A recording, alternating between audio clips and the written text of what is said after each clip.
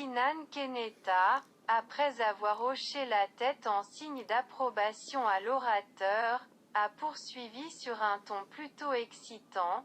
Nous devons être très flexibles avec le système fiscal.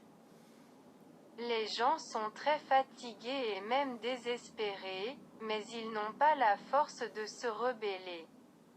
46 ans de dictature du prolétariat, il sourit. Comme il a été un moment espiègle dans ses petits yeux comme ceux d'une souris de toilette, et poursuivit plus loin. Je pense que les fiscalistes de l'appartement et les progressistes accomplissent maintenant leur mission révolutionnaire en assurant un avenir sûr. Vous comprenez bien qu'il s'agit de la sécurité de nos enfants, nièces et neveux dans l'avenir. Est venu expérimenter des taxes plus humaines qui aident à la libre concurrence après cette monopolisation que nous avons faite au marché. L'application de la taxe en pente et de la taxe verticale apportera un profit considérable à l'économie du pays. Une taxe qui semble laisser l'impression d'un impôt radical, mais ce n'est pas ça.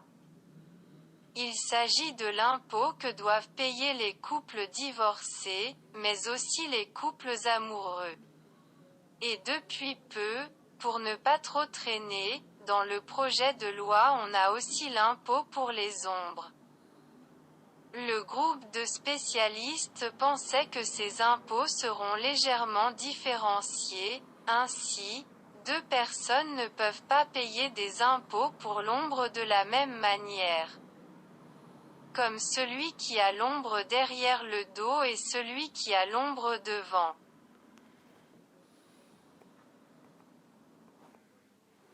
Dans les campagnes électorales, ne vous y trompez pas et vous avez l'eau à la bouche pour ces décisions que nous prenons ici. Je crois que vous comprenez que ces décisions vitales pour nous sont assez confidentielles et je ne crois pas qu'il y aura une fuite. Devant le peuple, soyez toujours optimiste et enjoué. N'oubliez pas de dire et de promettre combien de nouveaux endroits que vous ouvrirez. L'année dernière, nous avons promis 300 000 nouveaux emplois, mais cette fois, vous doublez pour atteindre 600 000 nouveaux emplois. Acte. Alors voici l'emphase.